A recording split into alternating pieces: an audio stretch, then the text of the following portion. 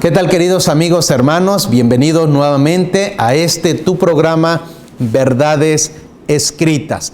El pastor Francisco Vega ha estado con nosotros durante estos días. Él presentó en su primera parte el origen de la Iglesia Adventista del Séptimo Día aquí en Puerto Rico. Él va a tener ahora la segunda parte, que el título es el desarrollo de la Iglesia Adventista. Así que le vamos a dar su tiempo y bienvenido, pastor, y que Dios le bendiga. Gracias, Pastor Méndez, por la invitación para estar contigo de nuevo y con los amigos que nos están viendo en este día. En este tema tan fascinante de cómo Dios obra a través del tiempo en la historia. Como indicamos en la ocasión pasada, Dios está presente en el pasado y no hay nada que temer del futuro, a menos que olvidemos cómo Dios nos ha dirigido en el pasado. Quiero compartir con ustedes una cita de la Biblia en el libro de Salmos. Dice el salmista, el Salmo 8, Jehová, Señor nuestro, cuán grande es tu nombre en toda la tierra. Has puesto tu gloria sobre los cielos. Y ciertamente estas palabras del salmista deben ser las palabras tuyas y mías, de darle gloria a Dios porque Él está en el control del tiempo. A pesar de las situaciones y las circunstancias que pudieran ser negativas en algunos momentos, Dios tiene unos planes que siempre se van a realizar. En el pasado programa hablamos precisamente de cómo se inició la Iglesia Adventista en Puerto Rico. Y los nombres de David Trey, un joven laico, miembro de la iglesia, en su interés de venir a Puerto Rico y compartir el mensaje de salvación. Cómo él llega con las tropas norteamericanas en el año 1898 como enfermero. Y desde aquí, desde Las Marías, donde vivía por un tiempo, escribir a los Estados Unidos para que envíen misioneros. Y finalmente en el 1901, la Iglesia Adventista envió su primer misionero en la persona de Alberto Fisher. Pero la tragedia marcó esos inicios de los adventistas en Puerto Rico, ya que Fisher en el año 1902 falleció por la enfermedad de fiebre tifidea, en aquel tiempo una enfermedad mortal. Fue enterrado en el viejo cementerio de Mayagüez, en la calle hoy Betances, y Trey al año siguiente falleció también. Los documentos de la época nos hablan de que fue una caída mortal, lo cual dejó a una viuda con dos hijos, un varoncito que había nacido en el 1901 y en enero de 1903 le había nacido la niña y pocos días después el padre fallece de manera trágica.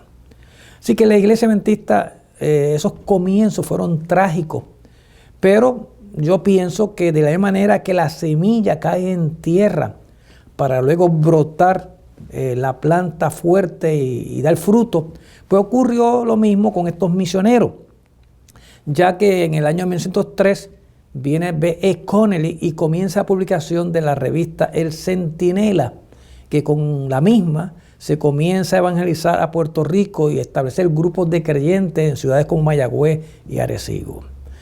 Cuando Connelly sale de Puerto Rico, allá en 1909, la Iglesia Adventista va a enviar a organizar, a estructurar la iglesia en Puerto Rico y le tocó a William Steele, un misionero que tenía experiencia con los hispanos, a venir a Puerto Rico y a establecer lo que se conoce como la oficina o la misión puertorriqueña.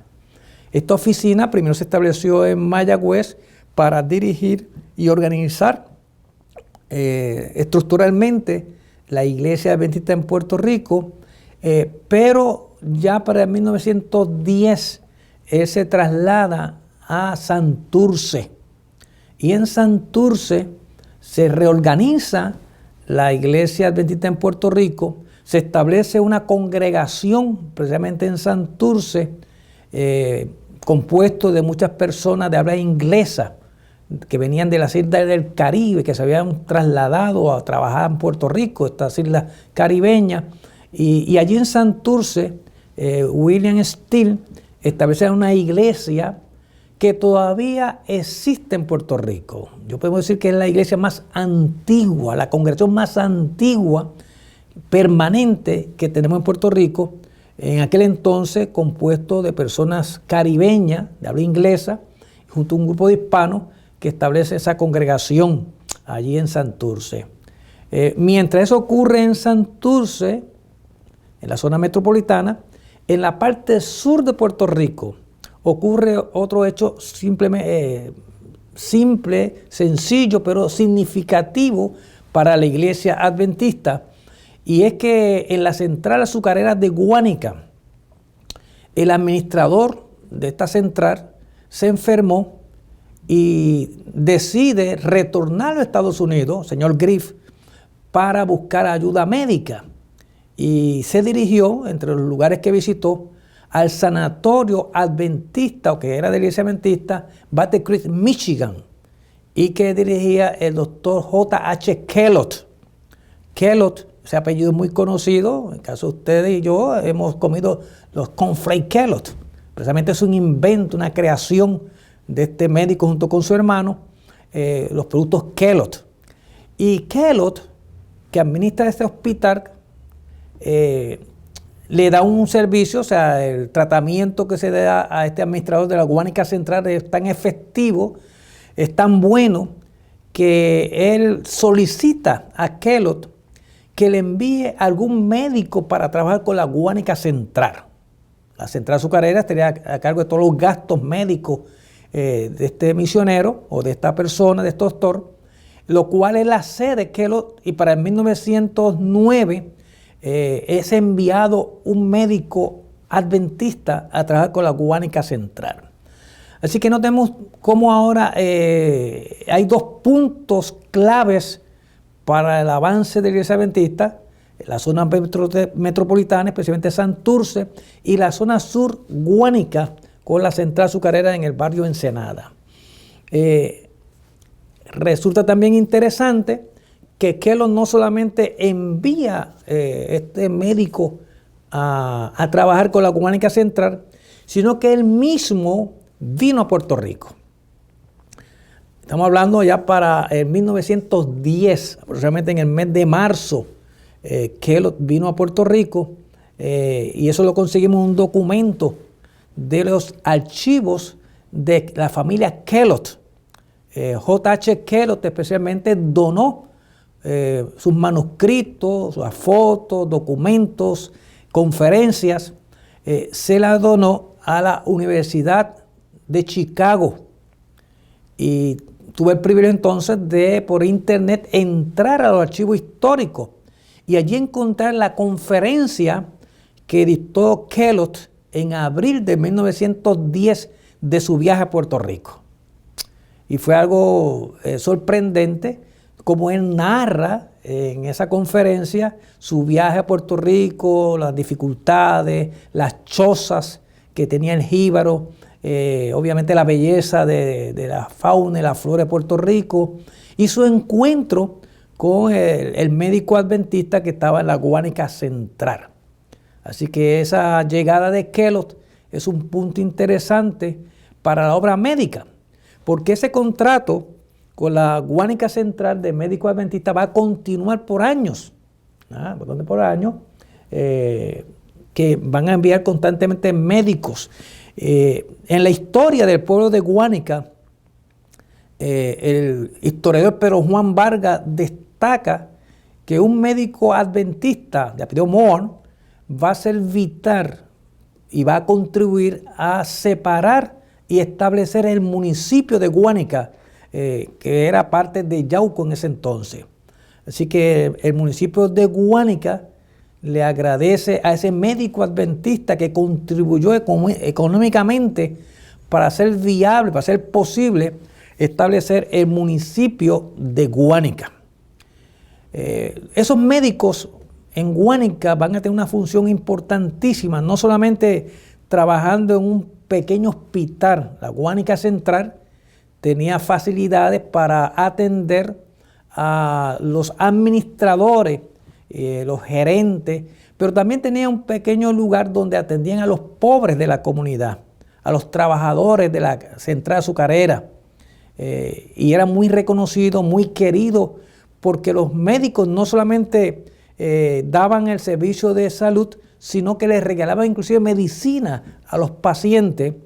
Y en las épocas difíciles, donde la economía no permitía tener todos los productos de la tierra, los médicos compraban camiones de guineo, de plátano y de otros productos y se los regalaban a la gente pobre de la comunidad. Por tal motivo, en el pueblo de Guánica, en la historia del pueblo, se recuerda con gran cariño la obra, no solamente médica, sino social, que hicieron estos médicos adventistas. Entre ellos, debo destacar que para 1920 llegó un médico Doscon, de apellido Doscon, William C. Doscon.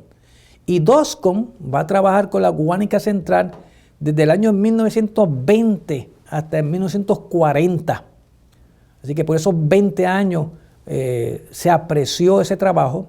Y precisamente Doscon va a donar la construcción de un edificio para el grupo de adventistas del pueblo de Guánica.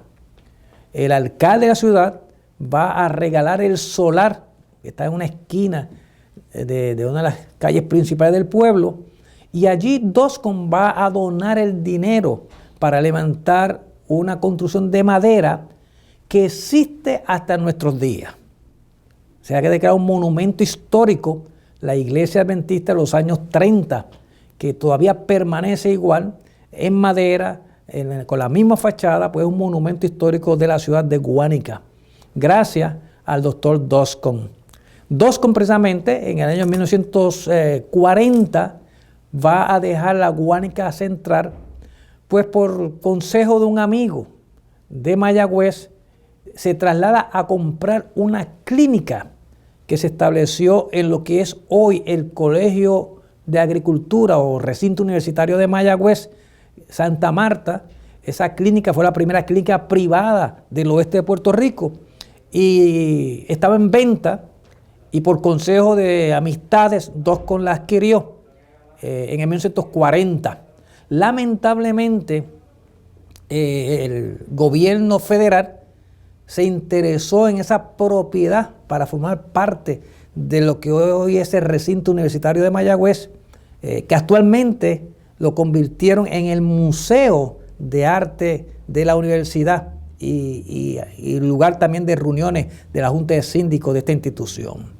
Doscon entonces para 1942 tiene que vender esta propiedad al gobierno federal, compra una casa grande, le llama una casona, en la calle Méndez Vigo de Mayagüez, donde establece una policlínica. Años más tarde, el mismo Doscon le cede a la iglesia tanto la policlínica como su propio labor personal, con el fin de establecer un hospital. Y es Doscon completamente el padre de ese proyecto. Pues encontramos que la iglesia adventista aceptó la invitación del doctor Doscon y establece una institución médica en Mayagüez que conocemos como el Hospital Bella Vista, que se inauguró en el año 1954.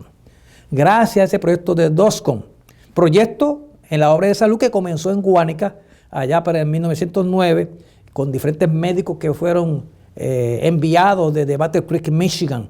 Así que Doscon pues, dejó para nosotros hoy una institución de orden, ¿verdad?, de importancia, el Hospital Bella Vista en Mayagüez. Por otra parte, retornando a William Steele, Steele reconoció que era importante, que había que hacer obra educativa. Y es así que establece una escuela elemental allá por el 1915 en Santurce, donde estaba el templo adventista. La obra pues ya estaba sólida en Santurce.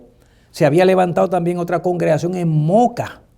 En el caso de Moca, adquieren o construyen el primer templo adventista en la ciudad de Moca, ya para el 1913. Y tantas congregaciones, las dos congregaciones, Santurce en el 11, Moca en el 13, son estas dos iglesias madres de otras congregaciones que se fueron estableciendo poco a poco. Se levantan iglesias, por ejemplo, en el pueblo de Calley, allá para el 1916, en el pueblo de Aguadilla. Los hermanos de Moca trabajan para levantar obras en Aguadilla para el 1915.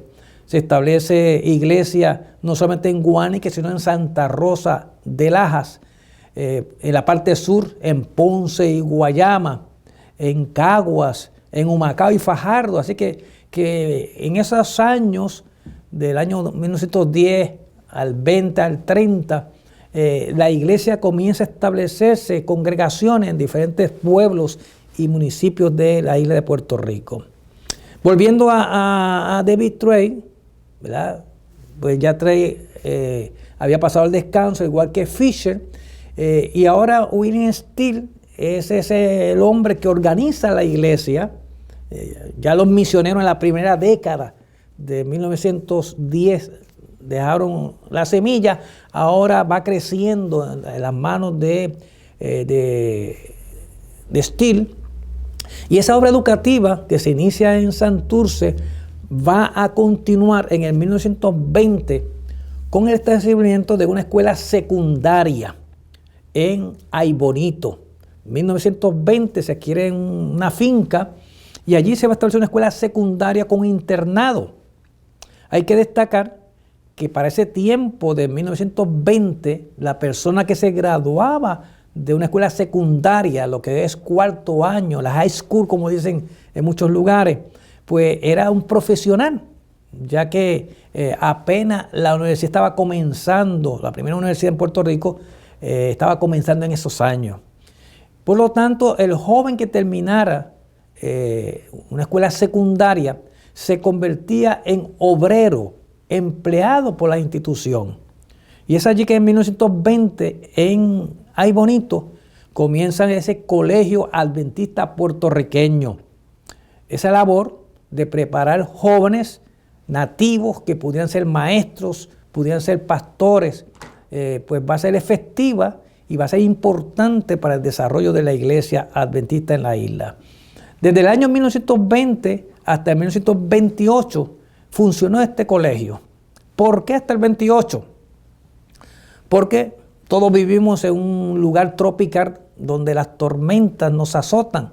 El caso de María hace un tiempo fue un ejemplo de ello, cómo nos golpeó y causó daño y tragedia en Puerto Rico. Pero San Felipe es otro huracán muy recordado en la historia de Puerto Rico. San Felipe penetró precisamente por el sur de Puerto Rico y pasó por la zona central y hizo grandes daños en la ciudad de Aybonito. Y en nuestro colegio, ¿verdad?, que estaba allí en Aybonito, precisamente fue uno de los lugares impactados, causando graves daños en la institución, lo cual se le hacía difícil repararla, pues 1928 también fue una época donde la economía en Puerto Rico estaba muy débil, había mucha pobreza, mucha necesidad, no era fácil una familia enviar unos hijos a un internado en esa época.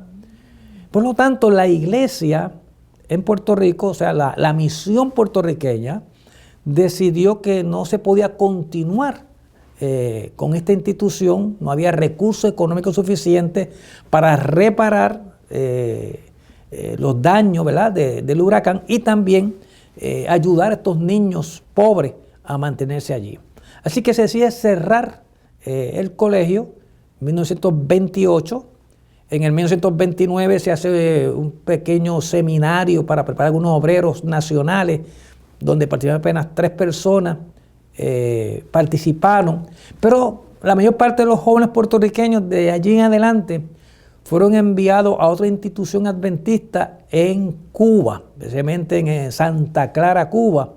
Se estableció lo que se vino a conocer como el Colegio de las Antillas en Santa Clara, Cuba.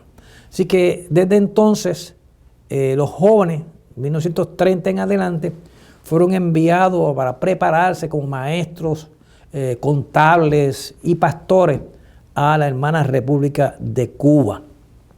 Claro, eso va a ocurrir allá desde 1930 hasta en 1960, porque en el 1960, con la entrada al poder de Fidel Castro, la política educativa de la nación cubana va a cambiar.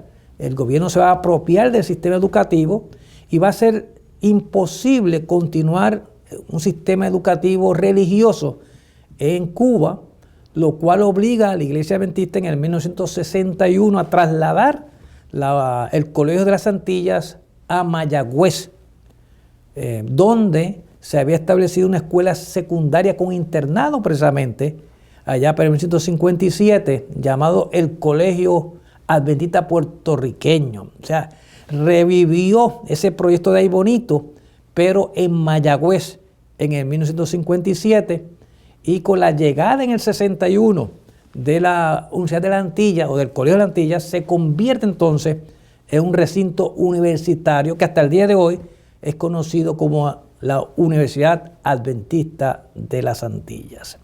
Así que noten ustedes cómo ese desarrollo de los años 1910 con la misión puertorriqueña se va ampliando con instituciones educativas, con instituciones médicas, y es importante destacar el hecho de que también en esa década se van a establecer lo que se conoce como los colportores. Son aquellas personas que distribuyen revistas y libros cristianos. Los colportores juegan un papel importantísimo en el desarrollo de la obra adventista de Puerto Rico, ya que son como la infantería marina, van adelante, van preparando el camino para la llegada de los evangelistas más tarde. Y esos colportores fueron vital para estos años 10, 20 y 30 que va a desarrollar la iglesia y la presencia de la iglesia adventista en los municipios de Puerto Rico. De esos colportores tenemos que llamar la atención a uno de ellos, llamado Rafael López Miranda. Rafael López Miranda conoció el Evangelio y aceptó a Cristo en el 1911 en Santurce y decidió dedicar su vida al colportaje, ya que precisamente fue ganado por un colportor. Rafael López Miranda era un inquieto viajero. Decidió lanzarse a la isla a contribuir a sembrar la semilla del Evangelio a través de las revistas y los libros. Para el 1915 lo encontramos ayudando en Aguadilla, a levantar obra en Aguadilla. Para el 1916 lo encontramos allá en Calley, que ayudó a levantar la iglesia de Calley y la iglesia también de Cagua. Y además de eso, decidió ir a República Dominicana. Allá para el 1914-15 hizo un viaje a República Dominicana y su trabajo fue tan impactante que ganó para Cristo el primer dominicano que fue más tarde ordenado pastor de la iglesia adventista. Fue ganado por el puertorriqueño Rafael López Miranda. Así que era un misionero incansable. El presidente de la misión, William Steele, lo invita a ser pastor de la iglesia adventista. Pero él más bien quería dedicarse a una obra de avanzada, al colportaje, a sembrar la semilla, a preparar el camino para los misioneros que llegaran más adelante. Y él rechazó la invitación y decidió también irse a trabajar a Venezuela. Apenas había una congregación pequeña en Venezuela, en Caracas. Y cuando llega a Venezuela, decide irse al interior de la República, allí donde no había presencia adventista, donde los prejuicios religiosos eran muy grandes, donde había que cruzar ríos que tenían peces carnívoros, donde habían grandes peligros. Un puertorriqueño decide lanzarse al interior, a la selva de allá de Venezuela. Nos dice la historia que para el 1922, mientras se dirigía a un poblado de allá del interior de la República, una mañana Rafael López Miranda fue asesinado. Al escuchar el disparo, alguna gente acudieron y encontraron el cuerpo del puertorriqueño a orillas de una quebrada. Tenía dinero con él. No fue el motivo el dinero. Eran los prejuicios religiosos los que llevaron al martirio de este joven puertorriqueño Rafael López Miranda, considerado el primer mártir de la iglesia adventista en América Latina. Así que definitivamente dejó sembrada una semilla, pues Rafael López Miranda ganó para Cristo al primer venezolano que fue ordenado al ministerio adventista. Así que notemos qué contribución de este joven, tanto en la República Dominicana como en Venezuela y en Puerto Rico. Sin lugar a dudas, yo lo considero uno de los mayores, si no el mayor, de todos los misioneros de la Iglesia Adventista de Puerto Rico. Así que como ustedes pueden ver, Dios siguió obrando a través de la obra del colportaje, a través de nuestros maestros del sistema educativo, a través de la obra médica por otro lado, y el Señor ha ido elaborando, ¿verdad?, esta obra en la isla de Puerto Rico. Yo creo que este desarrollo nos lleva a sacar alguna lección importante para nuestra vida religiosa. En primer lugar, encontramos que Dios utiliza diferentes métodos para alcanzar personas. No solamente la predicación directa de la Biblia, pues Dios también lo hace a través de la educación, a través de la lectura de buenos libros religiosos, a través de la obra médica. Así que es una lección importante que Dios tiene diferentes maneras de alcanzar a los seres humanos. En segundo lugar, tenemos que señalar que es importante indicar que usted puede servir a Dios en diferentes formas en la iglesia. Dios nos ha dado diferentes dones espirituales. Unos son evangelistas, otros son maestros, otros pueden contribuir en la obra de salud. Pero lo importante es que el don que Dios te ha dado, tú lo utilices para gloria y honra de Dios, como hicieron estos hombres y mujeres en el pasado.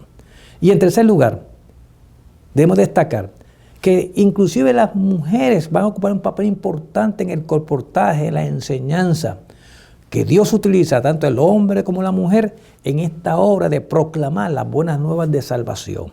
Tú y yo somos invitados a avanzar en la causa de Dios y presentarle un evangelio de salvación al mundo que perece.